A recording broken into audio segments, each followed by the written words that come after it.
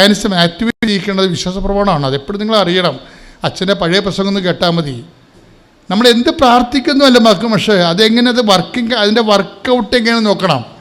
അത് എന്ത് കാര്യത്തിന് ഏത് പ്രാർത്ഥനയെന്നുണ്ട്, വ്യത്യാസമുണ്ട് അതിനെ. അപ്പം അതുകൊണ്ട് തന്നെ ഇവരിങ്ങനെ പ്രാർത്ഥിച്ചുകൊണ്ടിരിക്കുകയാണ്. പക്ഷേ എന്നാൽ പിന്നെ എഴുന്നേറ്റേക്കാം, ഇനി വിളിക്കത്തില്ലായിരിക്കാം എന്നും പറഞ്ഞുകൊണ്ട് ഇവർ 2 മണിയാകുമ്പോൾ എഴുന്നേക്കുന്ന സമയത്ത് പെട്ടെന്ന് ഇമെയിൽ വരും സ്റ്റാൻഡ് ബൈ ആകാൻ. വിട്ടുപോകാൻ മാതാവ് സമ്മതിക്കത്തില്ല. ഇനി അവരെ വിളിച്ചുകൊണ്ടിരിക്കണമെങ്കിൽ ഇവർ എഴുന്നേറ്റ് പോകാൻ അമ്മ സമ്മതിക്കത്തില്ല. അമ്മ പറയും മകളെ ഇരിക്ക്, ഞാൻ വിളിപ്പിക്കാമെന്ന് പറയും. അതാണ് മകളെ ഇരിക്ക്, ഞാൻ വിളിപ്പിക്കാം, അതാണ് വിഷയം. ഇനിയും അവർ ഇൻ്റർവ്യൂ നടന്നുകൊണ്ടിരിക്കുകയാണേ. അപ്പോൾ ഇവൾ എഴുന്നേറ്റ് പോകാൻ വേണ്ടി എഴുന്നേൽക്കുമ്പോൾ ഉടനെ അമ്മ പറയും ഇരിക്ക് എന്ന് പറയുന്ന സമയത്ത് അവരെ കോൾ ഫോർ ചെയ്യിക്കും. അവൾ എഴുന്നേറ്റ് പോയിച്ചെങ്കിൽ ഇത് കിട്ടത്തില്ല. അതാണ് ടൈം എന്ന് പറയുന്നത് മദറിൻ്റെതാണ്. നമ്മുടേത് ടൈം മദറാണ്. അപ്പം ടൈമിൽ നമ്മളൊരു മണ്ടത്തരം കാണിച്ചാലും അമ്മ അവിടെ അറസ്റ്റ് ചെയ്യിക്കും. അത് ഭയങ്കര വല്ലാത്ത പ്രൊട്ടക്ഷനാണിത്. എന്നിട്ട് ഇവളോട് 3 സബ്ജക്റ്റ് കൊടുക്കും. 4 സബ്ജക്റ്റ്. ഈ 4 സബ്ജക്റ്റ് ഇവർക്ക് അറിയാൻ പാടില്ലാത്തതാണ്. എന്താണ് കൊടുക്കുന്നത്? 1 സുനാമിയെക്കുറിച്ച് പറയാൻ പറയും. 2 മണിക്കൂർ പറയണം സുനാമിയെക്കുറിച്ച്, 2 മണിക്കൂർ. പിന്നെന്ത് പറയണം? ക്ലൈമറ്റ് ചേഞ്ച്, ഗ്ലോബൽ വാർമിംഗ്, കാലാവസ്ഥ വ്യതിയാനം, പിന്നെന്താണ് ഭൗമതാപം, ഗ്ലോബൽ വാർമിംഗ്, ഇതൊക്കെയാണ് സബ്ജക്റ്റ്. പിന്നെ മീട്രോളജി, കാലാവസ്ഥ ശാസ്ത്രം, 4 കാര്യങ്ങളാണ്. അതിൽ 1 കമൻറ്റ് ചെയ്താൽ മതി. അത് 2 മണിക്കൂർ കമൻറ്റ് ചെയ്യണം. ഫിസിക്സ് മാത്സും പഠിച്ച ആളിത് അറിയത്തില്ല. ഇവൾക്കിത് എന്ത് കമൻറ്റ് ചെയ്യണമെന്ന് അറിയത്തില്ല. അവിടെയും ഒരു പരിപാടി ഇവൾ ചെയ്യും. ഇവളീ മൗസ് എടുത്തിട്ട് വിശ്വാസപ്രമാണം ചില കാര്യം അറിയത്തില്ലല്ലോ. ഈ സബ്ജക്റ്റ് അറിയത്തില്ല. മൗസ് എടുത്തിട്ട് ഇങ്ങനെ വിശ്വാസപ്രമാണം ചൊല്ലി 4 സ്റ്റോട്ടിൻ്റെ അവിടെ കസറ് മുട്ടിച്ച് നോക്കും. വിശ്വാസപ്രമാണം ചൊല്ലിയിട്ട് മൗസ് എടുത്ത് ചലിപ്പിക്കണേ.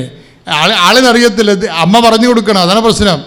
എന്നിട്ട് അമ്മ ഏതാണ് പറയേണ്ടതെന്ന് നോക്കിയിട്ട് വിശ്വാസപ്രമാണം വന്ന് നിൽക്കുന്ന സ്ഥലത്ത് കസർ വന്ന് നിൽക്കുന്നത് എവിടെയാണ്? മീട്രോളജിയിലാണ്, കാലാവസ്ഥ ശാസ്ത്രം.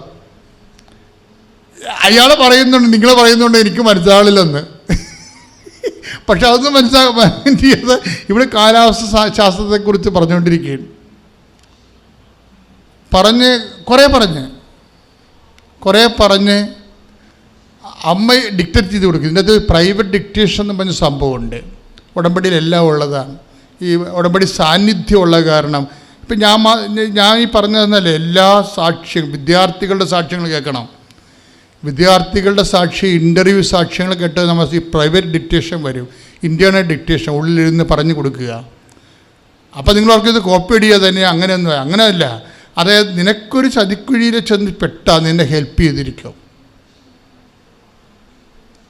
ഇവരെന്താ പറഞ്ഞിരിക്കുന്നത്? ഇവർ ഈ മീട്രോളജിയെക്കുറിച്ച് പറഞ്ഞിരിക്കുന്നത് എന്താണ്? ഇവർ വിക്കിപീഡിയ ഒന്ന് നോക്കിയായിരുന്നു.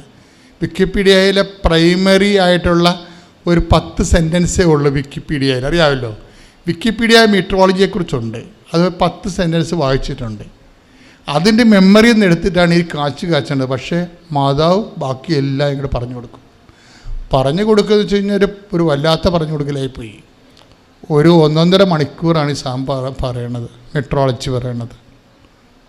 നിങ്ങൾക്കറിയാത്ത ഭക്ഷണം എൻ്റെ കയ്യിലുണ്ടെന്ന് പറഞ്ഞ പോലെ അറിയാത്ത വിജ്ഞാനത്തിലെ നമ്മളെങ്ങനെ പറഞ്ഞു നമ്മൾ അറിയാതെ അങ്ങ് പറഞ്ഞുകൊണ്ടിരിക്കുന്നൊരു അഭിഷേകമുണ്ട്. എല്ലാത്തിനും കറസ്പോണ്ടിങ് അനോയിനിങ് ഉണ്ട്. എന്തുകൊണ്ടാണ് ഞാൻ നിങ്ങളെ ഉടമ്പടിക്ക് ക്ഷണിക്കണമെന്ന് ചോദിച്ചു കഴിഞ്ഞാൽ, നിങ്ങൾ സാധാരണ പ്രാർത്ഥന ചെയ്യൽ സാധാരണ ജീവിതം ജീവിച്ച് വന്നതിന് ശേഷം നമ്മൾ ദൈവവുമായിട്ട് ലിങ്കായി കഴിയുമ്പോൾ ഇതിൻ്റെ സാധ്യതയെന്ന് പറയുന്നത് ഞെട്ടിപ്പിക്കുന്നതാണ്. ഞാൻ എന്തുകൊണ്ടാണ് കർക്കശക്കാരനായിരിക്കുന്നത്? നിങ്ങൾ വളരെ സ്റ്റേൺ ആൻഡ് സ്ട്രൈറ്റ് ഫോർവേഡായിട്ട് ഇതിനെ സത്യസന്ധമായിട്ട് സമീപിക്കാൻ വേണ്ടിയാണ്. ഈ കൂട്ടത്തിൽ ഇത്രയും സംഭവം കഴിഞ്ഞില്ലേ, പക്ഷേ പെട്ടെന്ന് ആളിന് സെലക്ഷനായി. അതാണ് വ്യത്യാസം വന്നത്. ആള് സെലക്ഷനായി. സെലക്ഷൻ എന്ന് പറയുമ്പോൾ 7 ലക്ഷം രൂപയുടെ സ്കോളർഷിപ്പാണ്, ഫ്രീ സ്കോളർഷിപ്പ്. 5 പൈസ മുടക്കേണ്ട, 1400 രൂപ മുടക്കിയാൽ മതി. ബാക്കി 2 കൊല്ലം PhD പഠിക്കാനുള്ള ഫുൾ സ്കോളർഷിപ്പാണ്. നിന്നെ രക്ഷിക്കാനുള്ള വഴികളെല്ലാം നീ ഗേറ്റിൽ നെറ്റ് എഴുതാമെന്ന് പറഞ്ഞ് നിൻ്റെ മാനുഷികമായ ചിന്തയിൽ പോയില്ലേ? നിന്നെ തോൽപ്പിച്ചത് ആരാണ്? ദൈവം തന്നെയല്ലേ തോൽപ്പിച്ചത്. അല്ലാതെ നീ തോറ്റതല്ലല്ലോ. എൻ്റെ ദൈവബൈതലെ, നീ തോക്കുമ്പോൾ നിൻ്റെ ആത്മാവ് നിന്നോട് പറയണം, നീ തോറ്റതല്ല, എന്നെ തോൽപ്പിച്ചതാണ്. എൻ്റെ കർത്താവ് വേറെ കാര്യത്തിൽ എന്നെ ജയിപ്പിക്കാൻ വേണ്ടിയാണ്. കൈയടിച്ച് കർത്താവ്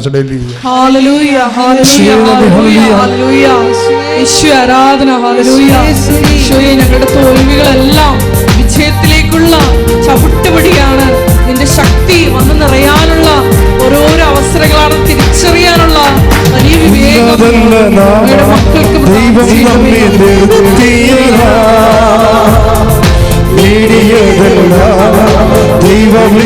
തന്നതല്ലേ,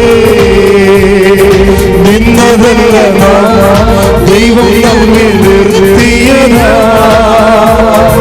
നേടിയതല്ല ദൈവമില്ല തന്നതല്ലേ. പരിശുദ്ധ പരമദിവ്യകാരുണ്യത്തിന് നേരവും ആരാധനയും സ്തുതിയും പുകഴ്ചയും ഉണ്ടാകട്ടെ. അങ്ങനെ സർജറി ചെയ്യാൻ അതിനിടയ്ക്ക് 2 പ്രാവശ്യം ഹസ്ബൻഡ് എന്നെ ചോദിച്ച് ലാസ്റ്റ് സാക്രമെൻ്റൊക്കെ സ്വീകരിച്ചിട്ടുണ്ടായിരുന്നു. അത് കഴിഞ്ഞ് ഈ കാല് സർജറി ചെയ്യുന്നതിൻ്റെ തലേദിവസം അച്ഛൻ വന്ന് കുർബാനയ്ക്ക് കൊടുത്തു. 3-ാം ദിവസം സർജറി കഴിഞ്ഞതിൻ്റെ 3-ാം ദിവസം ആൾക്ക് പെട്ടെന്ന് BP ഡൗൺ ആയി. അപ്പോൾ അപ്പം ഞാൻ എന്നും ഈശോയോട് പ്രാർത്ഥിക്കുമായിരുന്നു, എൻ്റെ ഈശോയെ പല പ്രാവശ്യം എൻ്റെ ഹസ്ബൻഡ് ICUയിൽ ആയിട്ടുണ്ട്, ICU കിടന്ന് ആരുമില്ലാതെ എൻ്റെ ഹസ്ബൻഡ് മരിക്കരുതെന്ന് ഞാൻ എന്നും പ്രാർത്ഥിക്കുമായിരുന്നു. അങ്ങനെ ഈ കാലിന് പെട്ടെന്ന് BP ഡൗൺ ആയപ്പം ഡോക്ടർ പറഞ്ഞു MICUയിലേക്ക് മാറ്റണമെന്ന് പറഞ്ഞു. മൾട്ടിപ്പിൾ ഇൻറ്റൻസീവ് കെയർ യൂണിറ്റിലേക്ക് പെട്ടെന്ന് മാറ്റി. അവിടെ ചെന്നപ്പോഴത്തേക്ക് ആൾക്ക് എല്ലാം ഓർമ്മയുണ്ട്, പക്ഷേ BP ഡൗൺ ആണ്, മാക്സിമം മെഡിസിനിലാണ് നിൽക്കുന്നത്, നിങ്ങൾ അറിയിക്കാനുള്ളവരെയൊക്കെ അറിയിക്കാൻ പറഞ്ഞു. അപ്പം ഞാനും എൻ്റെ മക്കളും ഒരുമിച്ച് കൈ കോർത്തു. ഞാൻ പറഞ്ഞു, ഇത്രയും നാളും നമ്മൾ ഡാഡി തിരിച്ചു തരണമെന്ന് ഈശോയോട് പ്രാർത്ഥിച്ച്, ഇനി ഈശോയുടെ ഇഷ്ടം നിറവേറ്റാൻ നമ്മൾ പ്രാർത്ഥിക്കണം എന്ന് പറഞ്ഞ് ഞാനും പിള്ളേരും കൂടി കൈകോർത്തി പ്രാർത്ഥിച്ചു. എന്നിട്ട് ഞങ്ങൾ പറഞ്ഞു, ഈശോയെ നിൻ്റെ ഇഷ്ടം എന്താണോ അത് ഡാഡിയിൽ നിറവേറട്ടെ. അങ്ങനെ പ്രാർത്ഥിച്ച് കഴിഞ്ഞ് പെട്ടെന്ന് ഞങ്ങളുടെ അകത്തേക്ക് കയറ്റി, MICUയിലേക്ക് കയറ്റി. അപ്പോൾ ഞാൻ ഉടനെ അച്ഛനെ വിളിച്ചു. അച്ഛൻ വന്നു. അച്ഛൻ വന്ന് ആശീർവാദം എല്ലാം കൊടുത്തു. ലാസ്റ്റ് സാക്രമെൻ്റ് കൊടുത്തപ്പോൾ എൻ്റെ ഹസ്ബൻഡ് കൈയെല്ലാം കൂട്ടി എല്ലാ പ്രാർത്ഥനയും അച്ഛൻ്റെ കൂടെ നന്നായിട്ട് ചൊല്ലി പ്രാർത്ഥിച്ചിട്ട് ആ അന്ത്യകുദാശ കൊടുത്ത അച്ഛനോട് പറഞ്ഞു, താങ്ക് യു വെരി മച്ച് അച്ഛാ എന്ന് പറഞ്ഞു. അപ്പം അച്ഛൻ്റെ കണ്ണും നിറഞ്ഞു പോയി. ശരിക്കും അത് കഴിഞ്ഞതിന് ശേഷം എൻ്റെ മക്കളെ 3 പേരെ അടുത്ത് വിളിച്ചിട്ട് ഓരോരുത്തരുടെയും തലയിൽ കൈവച്ചിട്ട് അനുഗ്രഹിച്ചിട്ട് പറഞ്ഞു, God bless you and bless your family എന്ന് പറഞ്ഞു. അപ്പം എൻ്റെ മനസ്സിലേക്ക് വന്നത്, യാക്കോബ് തൻ്റെ മക്കളെ 12 മക്കളെ അടുത്ത് വിളിച്ച് ആശീർവദിക്കുന്നത് പോലെയാണല്ലോ എൻ്റെ ഭർത്താവ് ഇങ്ങനെ ആശീർവദിക്കുന്നതെന്ന് ഞാൻ ഓർത്തു. അത് കഴിഞ്ഞ് ഉടനെ ആൾക്ക് ദാഹിക്കുന്നുണ്ടെന്ന് കണ്ടു. അപ്പോൾ ഈ പരിശുദ്ധ കുർബാന കൊടുക്കുമ്പോൾ തൊണ്ടയിൽ പതുക്കെ നാവിൽ തടഞ്ഞപ്പോൾ അച്ഛൻ പറഞ്ഞു വെള്ളം കൊടുക്കാൻ പറഞ്ഞു. അപ്പോൾ ലൂർദിലെ മാതാവിൻ്റെ വെള്ളം ഉണ്ടായിരുന്നു, ഈ കാശുരൂപവും ഇതെല്ലാം നെഞ്ചത്ത് എന്നെ വെച്ചിട്ടുണ്ടായിരുന്നു. അപ്പോൾ ആളിങ്ങനെ എപ്പോഴും പറയും, യേശുവേ സ്തോത്രം, യേശുവേ നന്ദി, മാതാവേ സ്തോത്രം, മാതാവേ നന്ദി, ഇങ്ങനെ പറഞ്ഞുകൊണ്ടിരിക്കുമായിരുന്നു എപ്പോഴും, എല്ലാ ദിവസവും എപ്പോഴും. അങ്ങനെ ഇരിക്കുന്ന സമയത്ത് ഈ പെട്ടെന്ന് ഇങ്ങനെ ഈ വിശുദ്ധ കുർബാന ഇറക്കാൻ ബുദ്ധിമുട്ടാണ്ടായിരുന്നു. ലൂർദിലെ വെള്ളം കൊടുത്തു, അത് ഇറങ്ങി കഴിഞ്ഞ ഉടനെ പെട്ടെന്ന് ആളിങ്ങനെ മുകളിലേക്ക് ഇങ്ങനെ നോക്കുന്നുണ്ട്. ഇപ്പം ജ്യൂസ് വേണമെന്ന് പറഞ്ഞു, കുറച്ച് ജ്യൂസ് കൊടുത്തു. അത് കുടിച്ചിട്ട് പിന്നെ ഇങ്ങനെ മുകളിലേക്ക് നോക്കി, ആരെയോ കണ്ടിട്ട് എന്നതുപോലെ തന്നെ ഇങ്ങനെ തലയാട്ടി യെസ് യെസ് എന്നുള്ള രീതിയിൽ പറയുന്നുണ്ട്. അപ്പം ഞാൻ ചോദിച്ചു, ഇനി തൊണ്ടയ്ക്ക് വല്ലതും വെള്ളം പറ്റിയതായിരിക്കും എന്ന് വെച്ച് ഞാൻ ചോദിച്ചു, എന്ത് പറ്റിയെന്ന് ചോദിച്ചു. അപ്പോൾ എന്നെ ഇങ്ങനെ തിരിഞ്ഞു നോക്കിയിട്ട് ഞാൻ പോകുക എന്നുള്ള രീതിയിൽ ഇങ്ങനെ തലയാട്ടി. അപ്പോൾ എനിക്ക് മനസ്സിലായി ആൾ പോവുകയാണ്. വീണ്ടും മുകളിലേക്ക് നോക്കിക്കൊണ്ട് യേശുവേ സ്തോത്രം, യേശുവേ നന്ദി, ഈശോയെ. അപ്പം ഞാൻ ഈശോ മറിയോസേപ്പേ എൻ്റെ ആത്മാവിന് കൂട്ടായിരിക്കണേ എന്ന് പറഞ്ഞു കൊടുത്തപ്പോൾ ആൾ അങ്ങനെ നോക്കിയിട്ട് അങ്ങനെ കണ്ടു തന്ന് അങ്ങനെ ഇരുന്നു.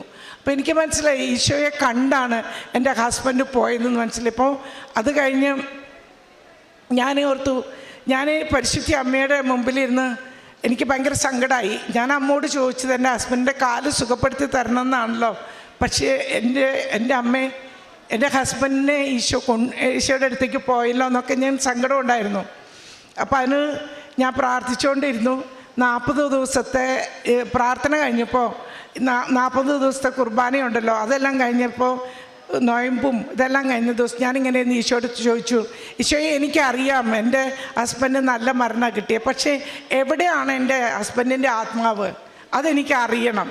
എവിടെയാണ് ഈശോയുടെ എൻ്റെ ഹസ്ബൻഡിൻ്റെ ആത്മാവെന്ന് ഞാനിങ്ങനെ ഈശോയോട് ചോദിച്ച് ഞാൻ ആ പ്രാർത്ഥിച്ചുകൊണ്ടിരുന്നോടത്ത് തന്നെ ഇരുന്ന് മയങ്ങിയപ്പോൾ ഞാൻ എന്നെ ഇങ്ങനെ സ്വപ്നത്തിൽ ഞാൻ പെട്ടെന്ന് കാണുന്നത് പരിശുദ്ധ കൃപാസന മാതാവ് ഇങ്ങനെ ഒരു മുകളിൽ നിന്ന് ഒരു വലിയ ഒരു പ്രകാശം ഇങ്ങ് ഭൂമിയിലേക്ക് വരുക.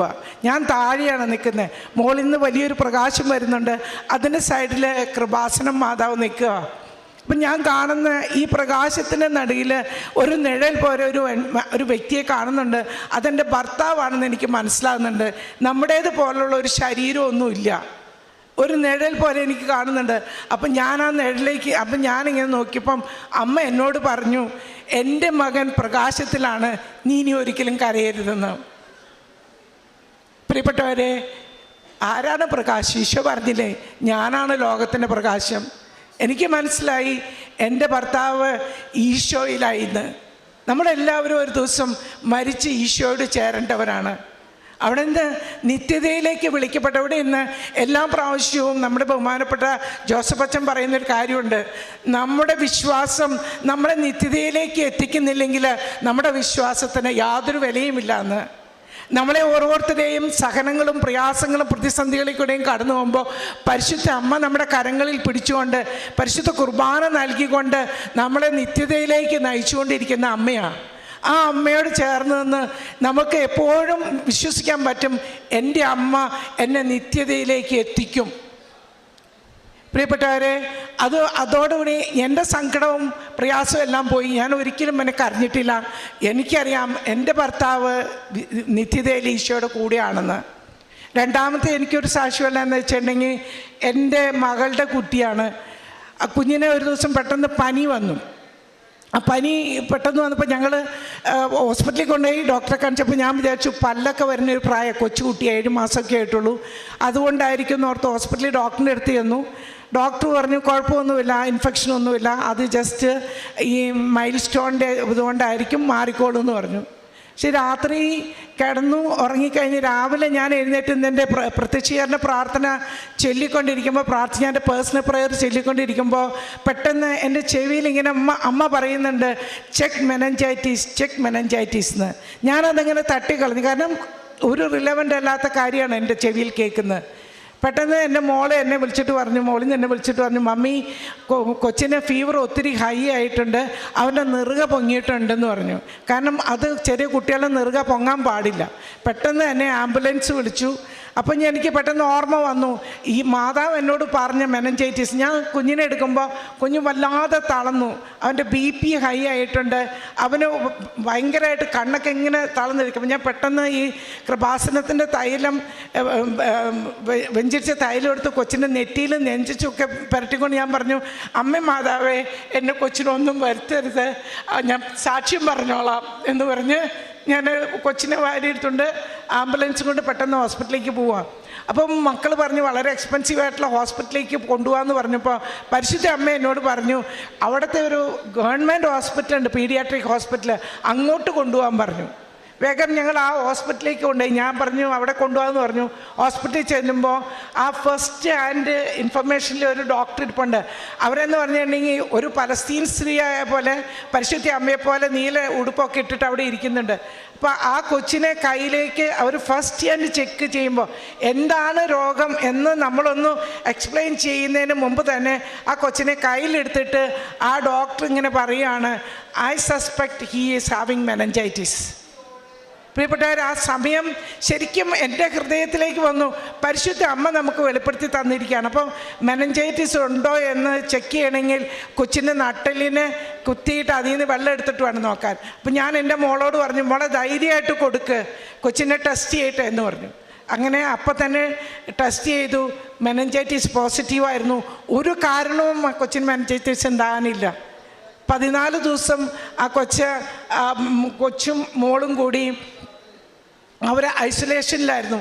ആ 14 ദിവസവും ഈശോയുടെ ഈ പരിശുദ്ധ അമ്മയുടെ ഇവിടുത്തെ വെഞ്ചരിത്ത് ആ ഉടമ്പടി തൈലം പുരട്ടി, കാശ് രൂപ ഞാൻ കൊടുത്തു വിട്ടു. ഉടമ്പടി തൈലം പുരട്ടി അവൾ കൊച്ചും എൻ്റെ മകളും കൊച്ചും കൂടി അവിടെ ഇരുന്ന് പുരട്ടി ആശുപത്രിയിലായിരുന്നു.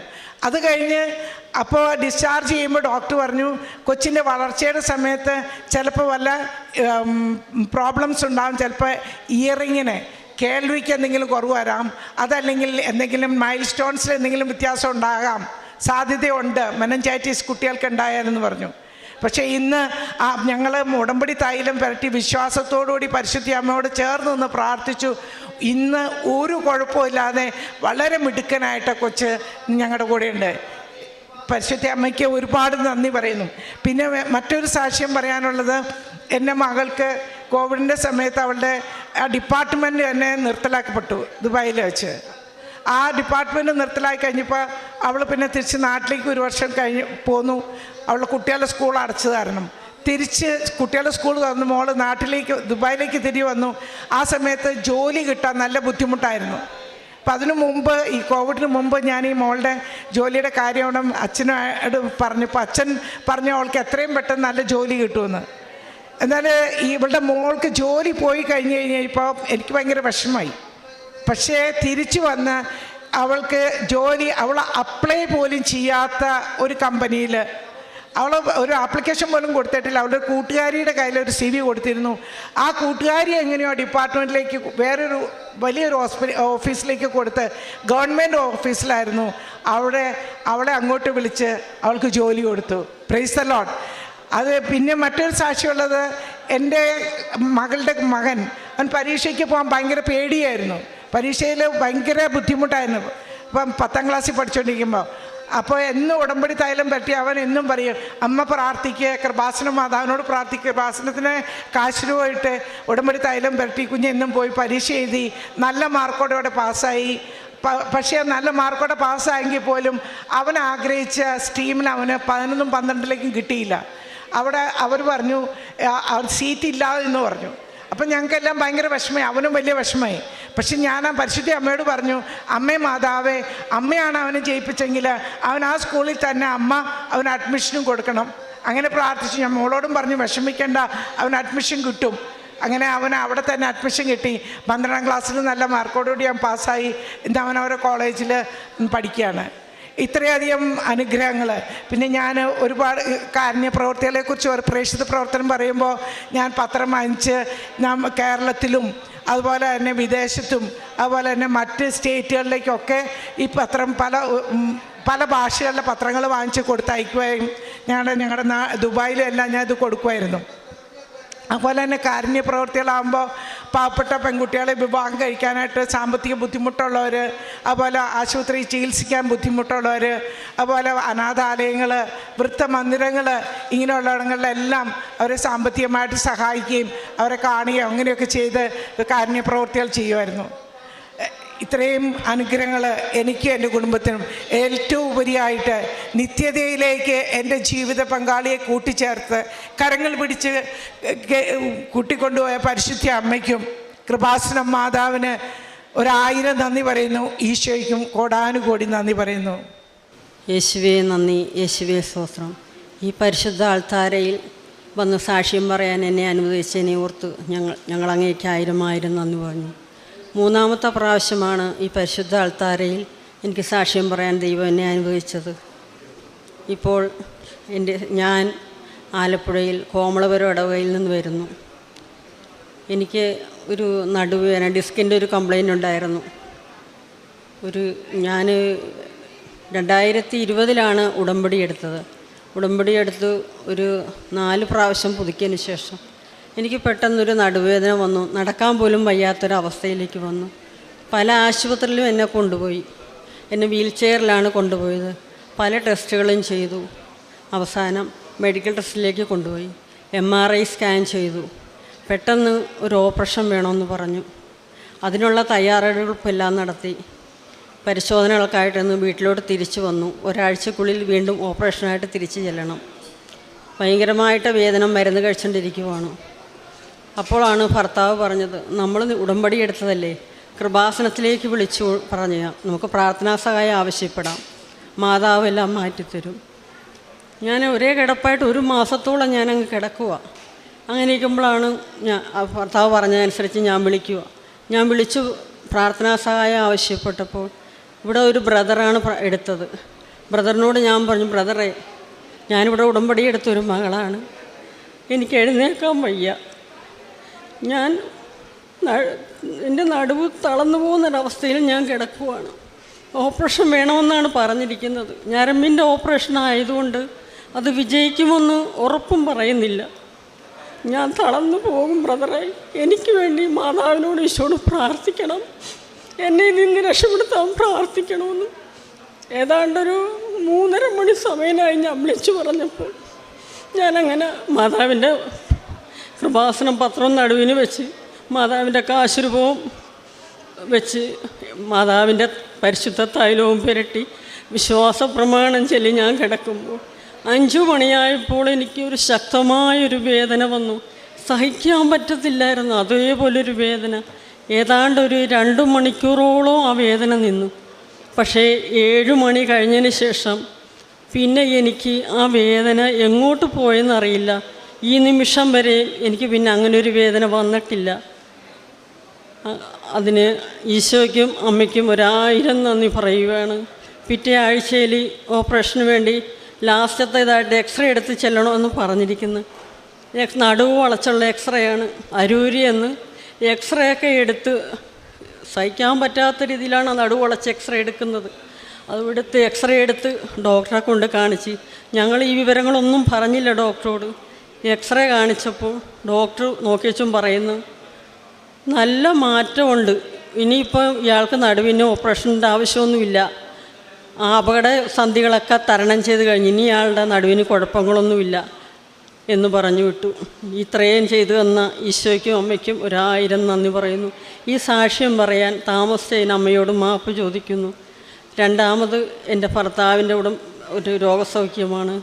ഭർത്താവിന് ഒരു 16 വർഷമായിട്ട് കൈയുടെ കുഴക്കി ഭയങ്കര വേദനയായിരുന്നു. തടിമില്ലിലായിരുന്നു ജോലി, ഭാരം പിടിച്ചു പൊക്കുന്ന ജോലിയായിരുന്നു. ഡോക്ടറെ കാണിച്ചു. ഡോക്ടർ പറഞ്ഞു അവിടുത്തെ അസ്ഥി അകന്നിട്ടാണ്, ഓപ്പറേഷൻ അല്ലാതെ വേറൊന്നും പറ്റത്തില്ല, ഓപ്പറേഷൻ ചെയ്തു കഴിഞ്ഞാൽ പിന്നെ ജോലിക്ക് പോകുമെന്ന് അറിയത്തില്ല. കൊച്ചു കുട്ടികളായിരുന്നു മക്കളന്നേരം. ഞങ്ങൾ എന്ത് ചെയ്യും, ഓപ്പറേഷൻ ഒന്നും ചെയ്തില്ല. 10-15 വർഷത്തോളം വേദന സംഹാരി കഴിച്ചുകൊണ്ടാണ് മക്കളെ വളർത്തിയെടുത്തത്. ഉടമ്പടിയെടുത്ത് 2ാമത്തെ പുതുക്ക് കഴിഞ്ഞപ്പം മുതൽ ഒരു ദിവസം പോലും വേദന സംഹാരി കഴിക്കാതെ ജോലി ചെയ്യാൻ പറ്റത്തില്ലായിരുന്നു. 2ാമത്തെ ഉടമ്പടി പുതുക്കി കഴിഞ്ഞപ്പോൾ അച്ഛൻ്റെ കൈവപ്പ് ശുശ്രൂഷ കിട്ടി, പ്രാർത്ഥിച്ചു. ഉടമ്പടി തൈലവും ഉടമ്പടി തേനും ഉപയോഗിച്ചു, ഉപ്പുമൊക്കെ പുരട്ടി ചൂട് വെച്ചു.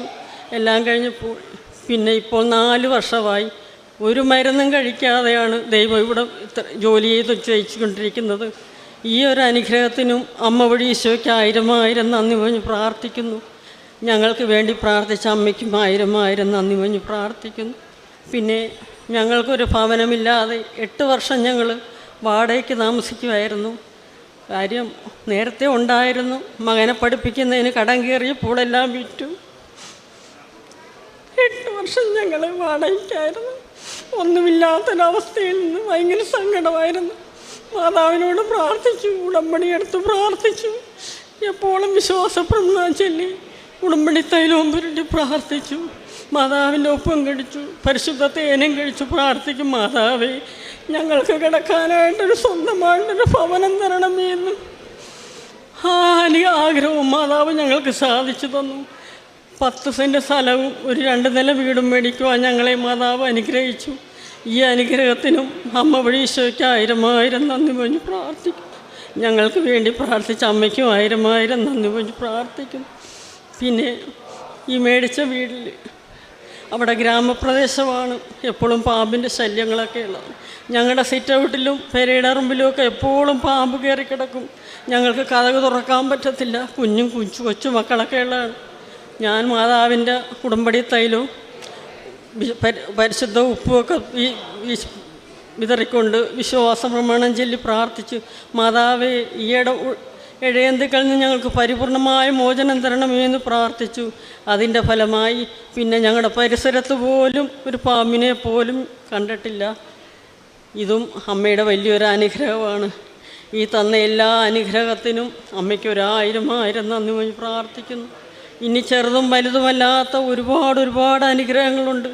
എല്ലാത്തിനും അമ്മയ്ക്കും ഈശോയ്ക്കും 1000 നന്ദി പറഞ്ഞ് പ്രാർത്ഥിക്കുന്നു. ഞാൻ ചെയ്യുന്ന പ്രേക്ഷിത പ്രവർത്തനങ്ങളും കാരുണ്യ പ്രവൃത്തികളും എനിക്ക് ബൈബിള് എൻ്റെ ജീവനാണ്. ഞാൻ എപ്പോഴും എന്ത് സമയത്തും ഞാൻ ദൈവത്തെ അറിഞ്ഞിരുന്ന കാലം മുതൽ ബൈബിൾ വെച്ച് ആരാധിച്ച് കുന്തിരിക്കാൻ പോച്ച് രാത്രി ആരാധന നടത്തിക്കൊണ്ടാണ് ഞങ്ങൾ കുടുംബജീവിതം നയിച്ചുകൊണ്ടിരുന്നത്. പിന്നെ ഇപ്പോൾ അരമണിക്കൂർ മുടങ്ങാതെ ബൈബിൾ വായിക്കും. പിന്നെ 2 ആഴ്ച കൂടുമ്പോൾ കുമ്പസാരം മുടക്കത്തില്ല, കുടുംബ പ്രാർത്ഥന മുടക്കത്തില്ല. കാരുണ്യ പ്രവൃത്തികൾ, പ്രേക്ഷിത പ്രവർത്തനം, പത്രം. ആദ്യമൊക്കെ എനിക്ക് നാണമായിരുന്നു ആരുടെങ്കിലും കൈ കൊടുക്കാൻ. അങ്ങനെ കുരിശടിയിലൊക്കെ കൊണ്ടുവെക്കുമായിരുന്നു. അപ്പോൾ ബഹുമാനപ്പെട്ട അച്ഛൻ്റെ ധ്യാനപ്രസംഗം കേട്ടപ്പോൾ അച്ഛൻ പറഞ്ഞു, നീ താഴേക്ക് ഇറങ്ങി വരണം, നീ നാണിക്കരുത്, നിൻ്റെ ഈശോയെയാണ് നീ മഹത്വപ്പെടുത്തുന്നത്. ആ വചനം കേട്ടുകൊണ്ട് ഞങ്ങളുടെ അയലുകളിലേക്കും ചെന്ന് ഓരോരുത്തർക്കും പത്രം കൊടുക്കും. ബസ്സിൽ കയറി ബസ്സിലുള്ളവർക്ക് പത്രം കൊടുക്കും. വിശ്വാസ പ്രമാണം ചൊല്ലി പ്രാർത്ഥിച്ചു കൊടുക്കും. ബസ് സ്റ്റാൻഡിൽ ചെന്ന് ഓരോ വ്യക്തികളുടെയും കയ്യിൽ കൊടുത്തുകൊണ്ട് അമ്മയുടെ മാതാവിൻ്റെ അനുഗ്രഹത്തെ പറ്റി പറഞ്ഞ്, കൃപാസനത്തെ പറ്റി പറഞ്ഞ് പ്രാർത്ഥിച്ചുകൊണ്ട് എല്ലാവരും പോകണം, അനുഗ്രഹിക്കുന്നൊരു മാതാവ് ഈശോയും നമുക്കുണ്ട് എന്ന് പറഞ്ഞുകൊണ്ട് എല്ലാവർക്കും പത്രം കൊടുത്തും ആശുപത്രിയിലും പോയി നിങ്ങൾക്ക് എല്ലാവർക്കും സൗഖ്യം കിട്ടും, ഈ പത്രം വായിക്കണമെന്ന് പറഞ്ഞ് പ്രാർത്ഥിച്ചുകൊണ്ടാണ് പത്രം കൊടുക്കുന്നത്. കാരുണ്യ പ്രവർത്തികളും അനാഥാലയങ്ങളിൽ ചെന്ന് അവർക്ക് മാസം കുറച്ച് ഞങ്ങളുടെ കഴിവിനനുസരിച്ചുള്ള അരിമേടിക്കാനുള്ള പൈസ കൊണ്ട് കൊടുക്കും. വൃദ്ധസദനത്തിൽ ചെല്ലും. അവരെ കാണുമ്പോൾ അവരോട് ചെന്ന് പ്രാർത്ഥിക്കും. കാശുരൂപം വെച്ച് അവരുടെ നെറ്റിയിൽ കുരിശ് വരച്ച് പ്രാർത്ഥിച്ചുകൊണ്ട് പറയും, നിങ്ങൾ ഒറ്റയ്ക്കല്ല, നിങ്ങളുടെ കൂടെ ഈശോയും മാതാവുമുണ്ട്. ഞങ്ങളെക്കാൾ മുമ്പ് നിങ്ങളായിരിക്കും സ്വർഗത്തിലെത്തുന്നത്. കാര്യം നിങ്ങൾ ഒറ്റയ്ക്കല്ല, നിങ്ങളുടെ കൂടെ അവരാണ് ആദ്യം. ഞങ്ങളുടെ കൂടെയൊക്കെ പിന്നെ വരത്തുള്ളൂ. നിങ്ങളെ ആശ്വസിപ്പിക്കാൻ, സമാധാനിപ്പിക്കാൻ, മക്കളുപേക്ഷിച്ച മക്കളില്ലാത്ത നിങ്ങളെ എല്ലാവരെയും ആശ്വസിപ്പിക്കാൻ ഈശോയും അമ്മയും ഉണ്ടെന്ന് പറഞ്ഞ് ആശ്വസിപ്പിക്കും. അവർക്ക് എന്തെങ്കിലും ആഗ്രഹം ഉണ്ടെങ്കിൽ അത് പറ്റുന്ന പോലെ സഹായം ചെയ്ത് മേടിച്ചു കൊടുത്ത് അവരെ അനുഗ്രഹിച്ച് അവരോട് പ്രാർത്ഥിച്ച് കുറച്ച് നേരം സംസാരിച്ചിട്ടാണ് വരുന്നത്. പിന്നെ രോഗികൾക്ക് 3-4 രോഗികൾക്ക് സ്ഥിരമായിട്ട് മരുന്ന് വാങ്ങിച്ചു കൊടുക്കാറുണ്ട്. പിന്നെ ഈ ദശാംശമൊക്കെ ഞങ്ങളൊരു 10-25 വർഷമായി കൂലിപ്പണിയാണ് എടുക്കുന്നതെങ്കിലും ആ ദശാംശം ഞങ്ങൾ ഒരിക്കലും എടുക്കാറില്ല. ദൈവത്തെ അറിഞ്ഞതു മുതൽ ആ ദശാംശമെല്ലാം നല്ല കാര്യത്തിന് മാത്രമായിട്ടാണ് വിനിയോഗിക്കുന്നത്. മാതാവിൻ്റെ ഉപ്പും നേർച്ച വസ്തുക്കളുമൊക്കെ അയൽവക്കത്തെ അസുഖമുള്ളവർക്കുമൊക്കെ കൊടുത്തു. അവരെ ഉടമ്പടി എടുക്കാനൊക്കെ പറഞ്ഞു വിട്ടിട്ടുണ്ട്. ഇങ്ങനെ ഈ ഉടമ്പടിയിലൂടെ എനിക്കും എൻ്റെ കുടുംബത്തിനും എൻ്റെ സഹോദരങ്ങൾക്കും എല്ലാവർക്കും ചെയ്തു തന്ന എല്ലാ അനുഗ്രഹത്തിനും അമ്മ വഴി ഈശോയ്ക്ക് 1000 നന്ദി പറഞ്ഞ് പ്രാർത്ഥിക്കുന്നു. ഇനിയും ഞങ്ങൾക്ക് വേണ്ടി നിങ്ങളെല്ലാവരും പ്രാർത്ഥിക്കണമേ എന്ന് അപേക്ഷിക്കുന്നു.